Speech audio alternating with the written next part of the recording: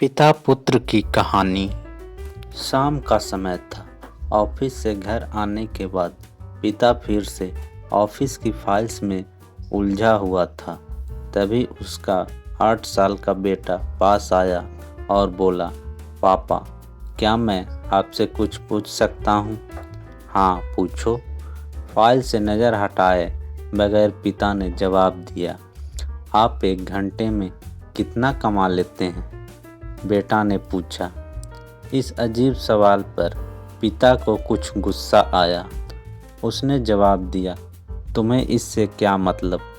क्यों बेकार के सवाल पूछकर मेरा समय खराब कर रहे हो? देखते नहीं मैं काम में बिजी हूँ। पापा, मैं बस जानना चाहता हूँ, प्लीज़ बताइए ना, आप 1 घंटे में कितना कमा लेते हैं? बेटा जिद करने लगा।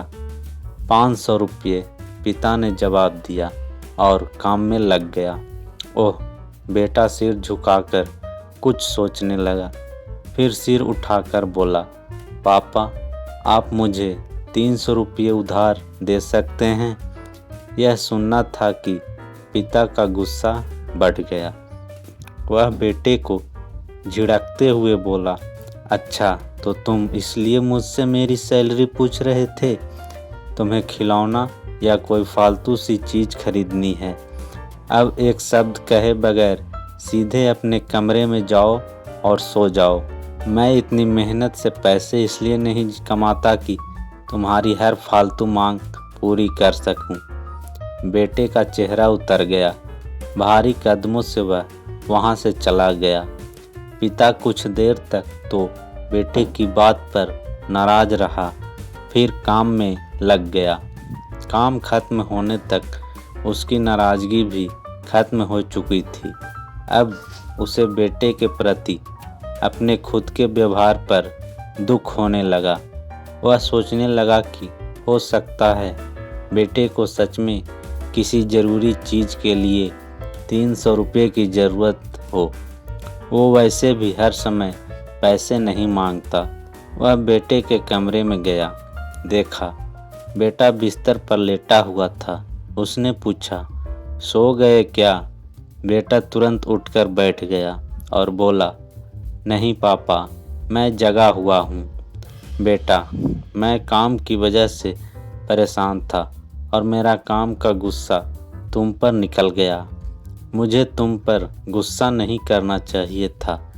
ये लो 300 रुपये, जो उस समय तुम मुझसे मांग रहे थे। पिता बेटे के पास बैठते हुए बोला, थैंक यू पापा। बेटा चहक उठा। 300 रुपये एक तरफ रख उसने अपने तकिए के नीचे दबे कुछ नोट निकाले और उन्हें गिनने लगा। यह देख पिता को फिर से गुस्सा आने लगा। वह गुस्से में बोला, जब तुम्हारे पास पहले से ही पैसे थे तो तुम और पैसे क्यों मांग रहे थे? क्योंकि मेरे पास पूरे पैसे नहीं थे पापा।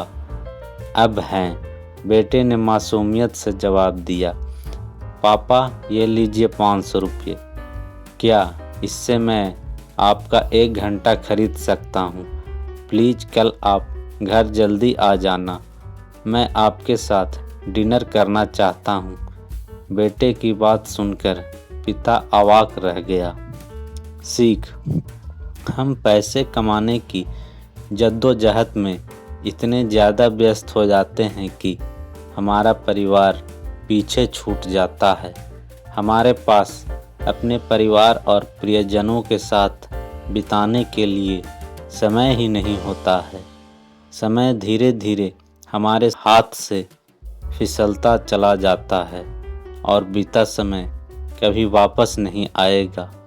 ऑफिस में हमारा रिप्लेसमेंट बड़ी ही आसानी से ढूंढ लिया जाएगा, लेकिन परिवार का कोई रिप्लेसमेंट नहीं है। अपने परिवार को महत्व दे।